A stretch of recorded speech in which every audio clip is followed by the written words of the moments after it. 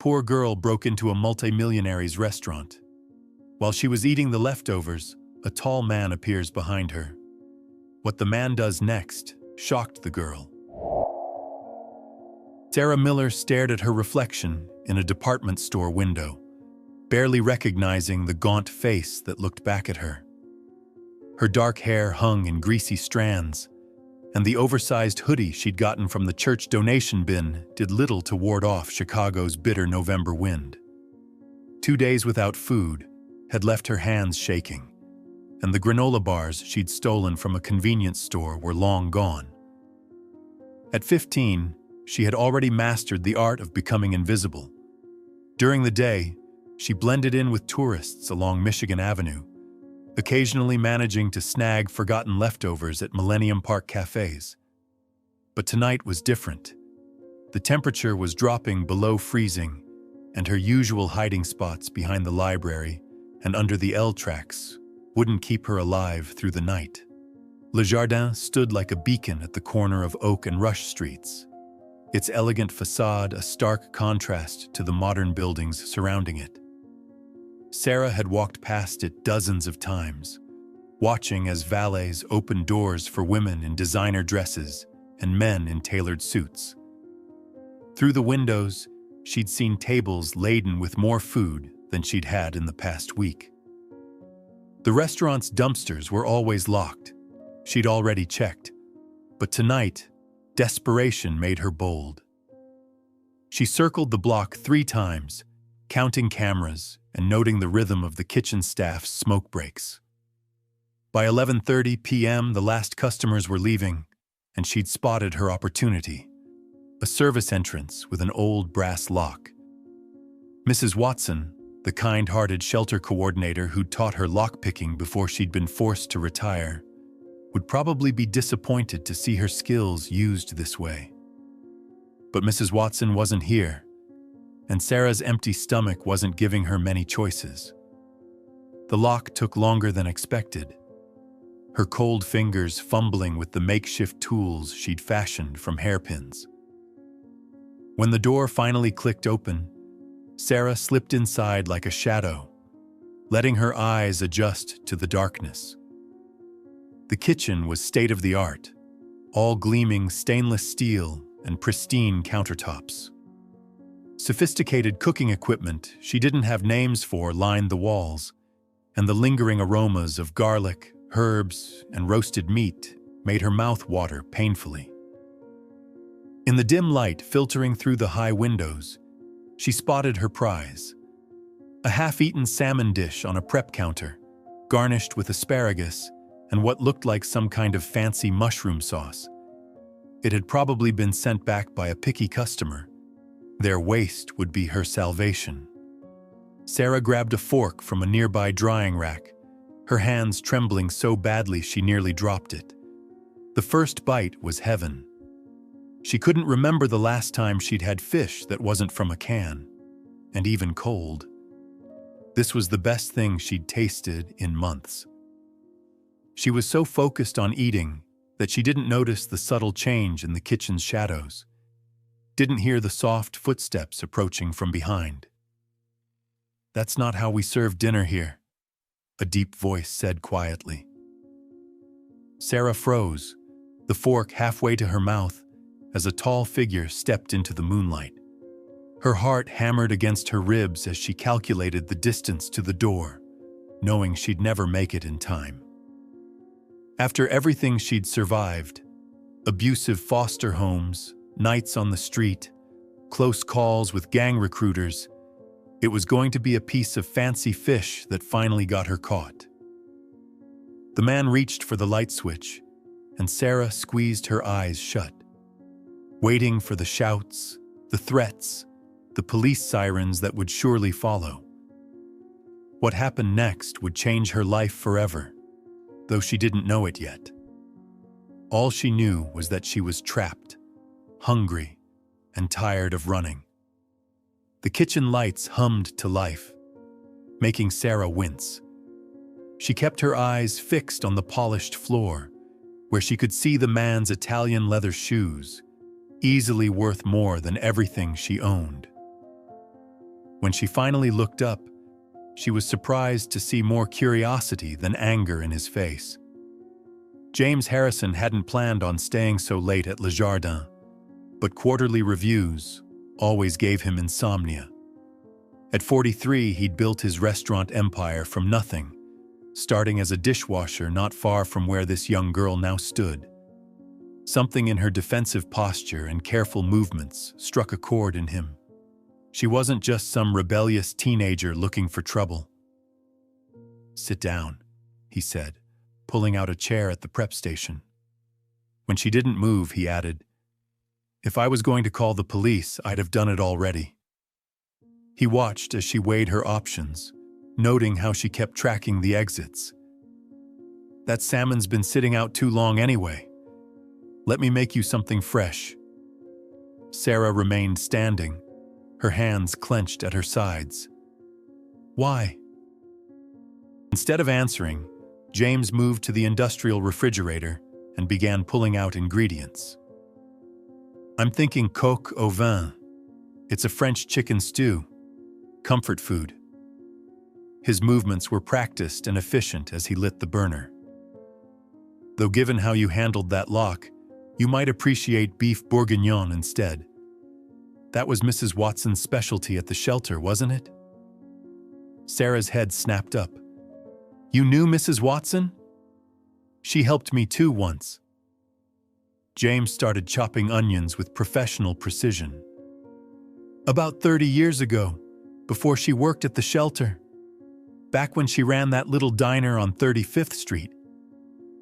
He glanced at Sarah, who had edged closer to the warmth of the stove. She had a way of finding the ones who needed more than just a meal. As he cooked, James kept his movements slow and predictable, talking about Mrs. Watson, about food, about nothing and everything. Gradually, Sarah sank into the chair, drawn in by the familiar sounds and smells of a working kitchen. When he set the plate in front of her, real china, not kitchen scraps, her eyes welled up. "My last foster placement," she said quietly, breaking a piece of bread. "It was good at first. The mom taught special ed. The dad was a contractor." She took a careful bite, chewing thoroughly. "But he lost his job 3 months ago. Started drinking. Started getting mean." She glanced up at James. "I've seen that pattern before. I left before it got worse." James nodded, fixing a plate for himself. He noticed how she ate, slowly, carefully, like someone who knew both hunger and proper manners. "There's a room upstairs," he said casually. "Staff uses it sometimes during split shifts. Has its own bathroom. Lock on the door." He took a bite of his food. "It's not much, but it's warm. Safe." "Just for tonight?" Sarah asked, her voice carefully neutral. "Let's start with tonight," James replied. "Then we'll figure out tomorrow." He watched as she processed this, recognizing the look of someone trying not to hope too hard. "I'm not promising anything grand, but I do need help in the kitchen. Prep cook quit last week. Pays decent. Room comes with the job." After they finished eating, James showed her to the room. It was small but clean, with a twin bed, dresser, and a bathroom that had clearly been added during a renovation. "Door locks from the inside," he demonstrated. "Key's yours. I have a master key for emergencies, but I'll knock first. Always." Sarah stood in the doorway, her worn backpack clutched to her chest. "Why are you doing this?" James thought about the church basement where he'd slept at her age, about Mrs. Watson's diner, about all the people who'd given him chances he didn't think he deserved. "Because someone did it for me," he said simply. "Get some sleep. Kitchen opens at 6. As he headed downstairs, he heard the lock click behind him. Good. Trust had to be earned, and they both had a long way to go. But for tonight, at least, she was safe. He made a mental note to call his lawyer in the morning, Helping one kid off the streets would require navigating a lot of red tape. But looking at his empty dining room, remembering the careful way she'd handled his best china, James had a feeling she might be worth all the paperwork in the world. He left the kitchen lights on, just in case she got hungry again during the night. Sometimes the smallest kindnesses meant the most. That was another lesson he'd learned from Mrs. Watson, all those years ago. The first month at Le Jardin tested them both. Sarah would wake before her 6 a.m. shift, organizing the walk-in refrigerator or polishing already clean pots. Anything to prove her worth. James would often find her there, shoulders tense, as if waiting for him to tell her it had all been a mistake. Instead, he'd pour them both coffee and teach her how to prep the morning's vegetables with the precision Le Jardin demanded. Carmen Rodriguez, the head chef, took Sarah under her wing after catching her studying the sauce stations during breaks.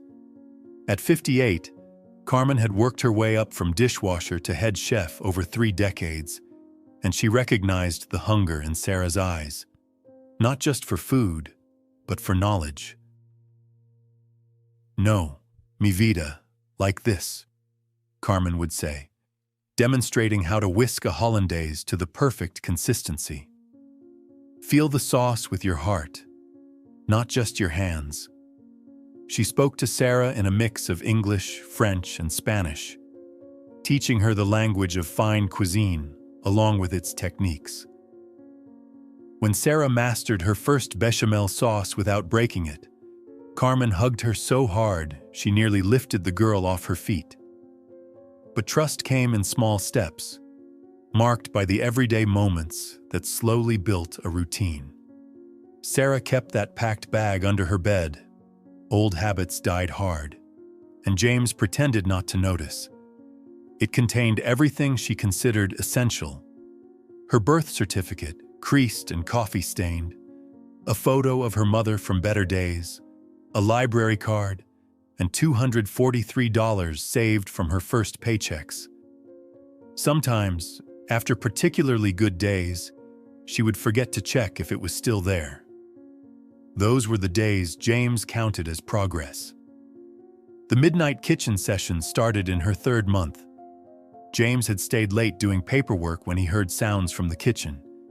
He found Sarah meticulously organizing the spice rack, her hands shaking slightly. She'd had a nightmare, though she wouldn't say about what. Instead of sending her back to bed, he taught her how to make his grandmother's chicken soup. It became their unofficial tradition.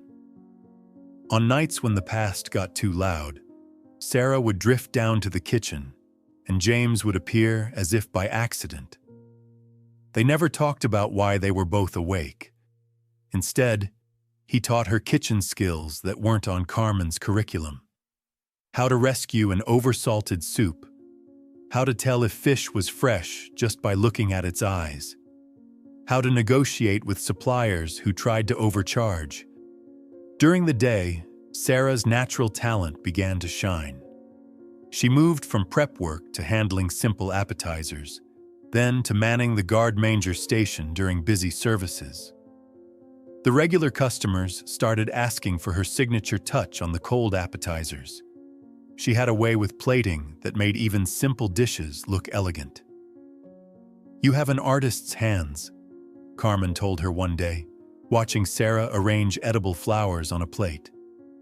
"And an old soul's patience. Those 2 things, they make a chef." The staff became her family, each in their own way. Miguel, the dishwasher, saved interesting plates that came back untouched for her to study.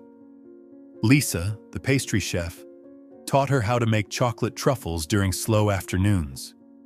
Even gruff old George, the sommelier, would quiz her on wine pairings when he saw her reading wine guides during breaks. But it was the small moments with James that anchored her. Like when he casually mentioned he'd enrolled her in the GED program at the local community college, scheduling her shifts around the classes, or how he'd installed a small desk in her room after noticing her studying on her bed. He never made a big deal about these things. never asked for gratitude or recognition. They were just facts, like the sunrise or the way butter needed to be kept at exactly the right temperature. 3 months in, during inventory, Sarah found a folder on James's desk with her name on it. Inside were college brochures for culinary schools, carefully paper-clipped together. She put them back exactly as she'd found them, but that night, for the first time, she left her emergency bag unpacked. The next morning, James noticed the change but didn't mention it. Instead, he showed her how to make the perfect omelet, a deceptively simple dish that required complete confidence in one's movements. Sarah's first attempt fell apart at the pan. Her second was better. By the 5th try, it was perfect. "Good," James said, his eyes crinkling at the corners. "Now do it again. In this business, once is luck. Consistency is skill." Sarah nodded, already reaching for another egg. She was learning that some things, like trust, like healing, like making the perfect omelet, couldn't be rushed. They required patience, practice, and people willing to wait while you figured it out. That evening, during service, she handled her first solo dinner rush without a single mistake. When Carmen pulled her into a fierce hug and James gave her a quiet nod of approval, Sarah realized something. For the first time in years, she wasn't just surviving. She was living. As winter melted into spring, James found himself spending more time with his lawyers than he'd ever expected. The conference room at Mitchell & Associates had become his second office. The polished table covered with documents tracing Sarah's complicated path through the foster system. "It's not going to be simple," Diana Mitchell explained, adjusting her reading glasses as she reviewed the files. "We're dealing with a minor who's been in the system for years. Her mother's parental rights were never officially terminated, just abandoned. And then there's your status as a single male business owner." James leaned back in his chair, his coffee going cold. "What are we looking at? Best case? 6 months. Worst case? Could be a year or more. We'll need character references, home studies, proof of financial stability. Though that part's easy enough with your resources." Diana shuffled through papers. "The bigger challenge is your lifestyle. Restaurant owners work unusual hours. The court will want to know how you'll manage parenting duties." "I've already hired a new general manager," James replied. "Martin can handle the day-to-day operations. I'll focus on oversight and expansion planning. More regular hours." Diana nodded approvingly. "Good. Now, about Sarah's mother." They spent hours tracking down leads. Rachel Miller had last been seen in Denver 3 years ago, but the trail went cold after that. They needed to prove they'd made every effort to find her before the courts would consider terminating her parental rights. Meanwhile, at Le Jardin, Sarah was flourishing. Her GED instructor had called to say she was advancing faster than expected. Carmen had promoted her to working the hotline during dinner service, a responsibility that made her beam with pride. But James noticed how she still stiffened when social workers came by for their monthly checks, how she'd disappear into the walk-in freezer to organize inventory whenever adoption paperwork arrived. The question itself came on a quiet Tuesday night. Sarah was cleaning menus, a task she still did when she needed to think. James had just finished reviewing the day's receipts, his reading glasses perched on his nose. "Your social worker dropped this off," he said casually, sliding a folder across the prep station. "Thought you might want to look it over." Sarah's hands stilled on the menus. "Guardianship papers. Adoption, actually." James kept his voice neutral, remembering Diana's advice about not pressuring. "If you're interested." Sarah opened the folder with careful movements, as if it might disappear. Her eyes scanned the documents, lingering on words like permanent and irrevocable. "The Andersons said permanent too," she finally said, her voice barely audible. "So did the Reeds and the Patels." She traced the edge of the paper. "The Patels kept me for 8 months, longest placement I had. They even bought me a bike for Christmas." She swallowed hard. "They sent me back in January, said I wasn't bonding properly." James nodded, giving her time. The kitchen hummed with the quiet sounds of the dishwasher running its final cycle, the gentle whir of the ventilation system. "What if—" Sarah started, then stopped, started again. "What if I'm not good at being someone's daughter? What if I can't—" "Sarah." James waited until she looked at him.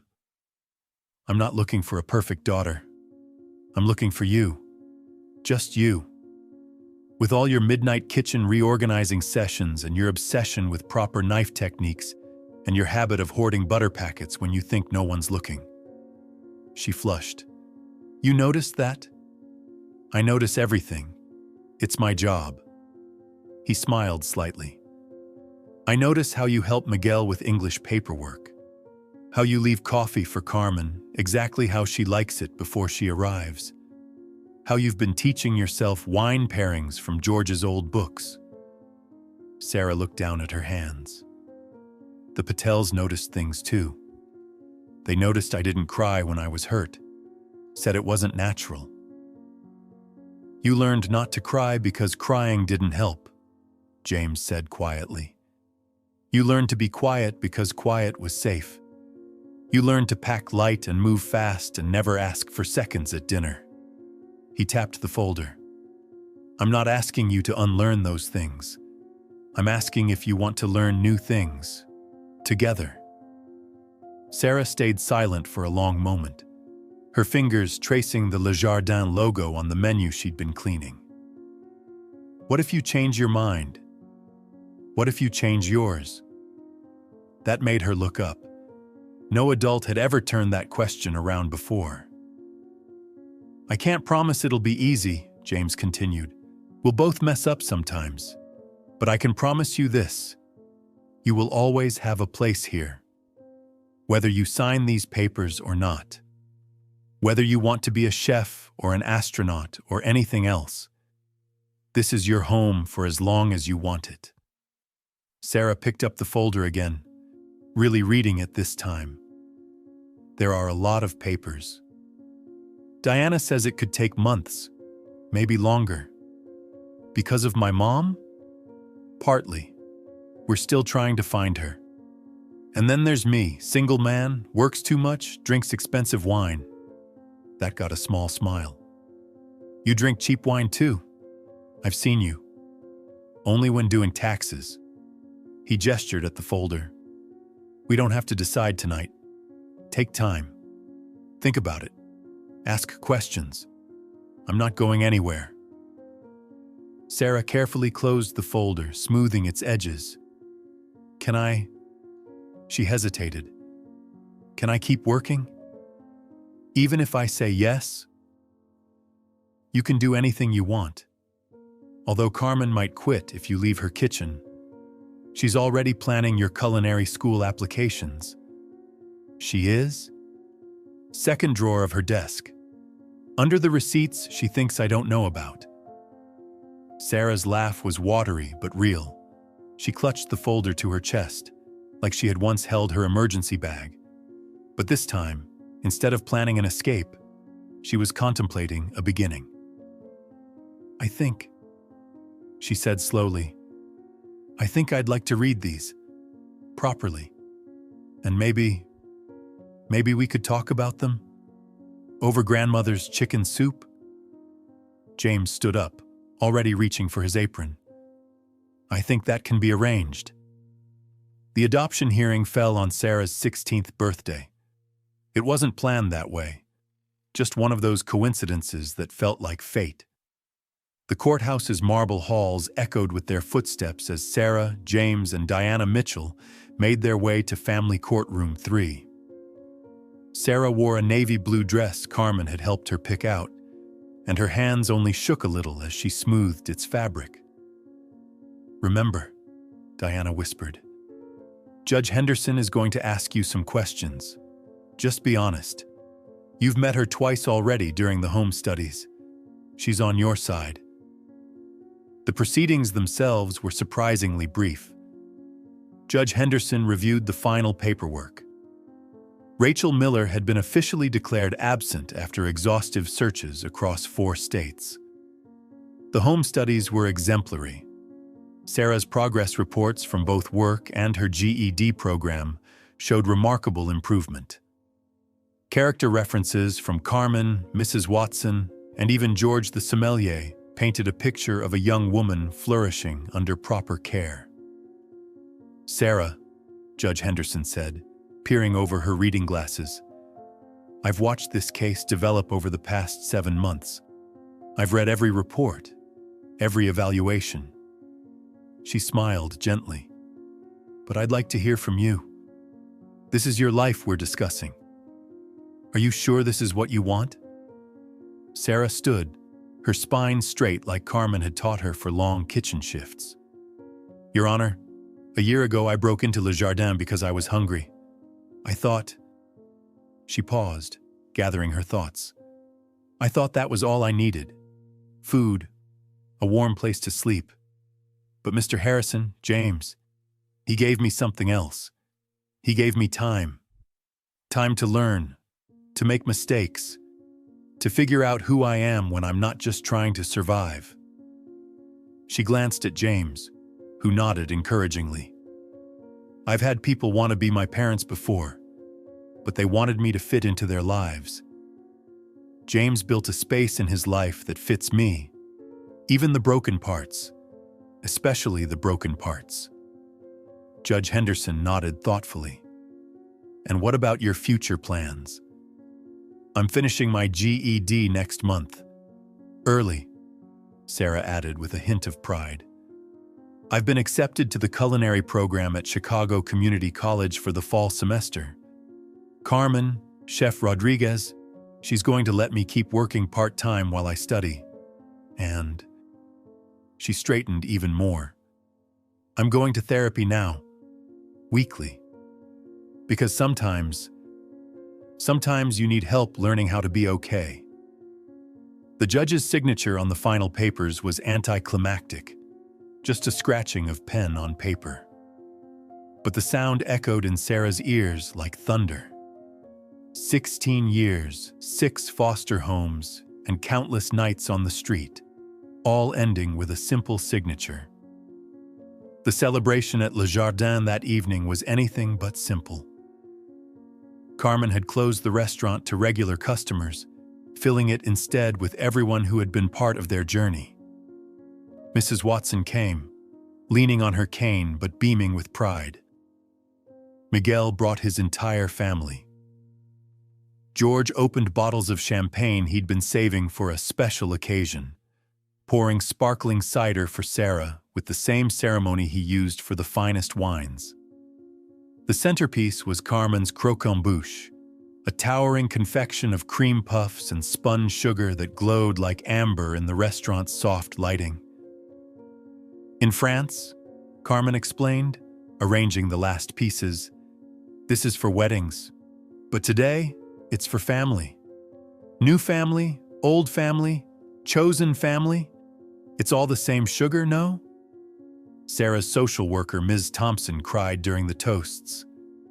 "I've been doing this job for 23 years, she said, dabbing her eyes. "It's not often we get endings like this. Or rather, beginnings." Later, after the party had wound down and the kitchen was spotless again, some habits never died, Sarah climbed the stairs to her room. Not the small staff room anymore. James had renovated the entire upper floor, turning it into a proper apartment with a bedroom, study area, and small sitting room. Her culinary textbooks were already stacked neatly on the desk, next to a laptop for her college classes. The key was where James had promised, sitting on her pillow in a small velvet box. Not just a key to the restaurant, but a whole ring of them. Front door, back door, office, wine cellar, storage rooms. A note lay beside them, written in James's precise handwriting. Some people find their family in the places they least expect. Some build it from scratch, like the best recipes. Either way, the secret ingredient is always time. Time to grow, time to heal, time to learn that home isn't just a place you live, but a place that lives in you. Welcome home, Sarah. All the time in the world is yours now. Love, Dad.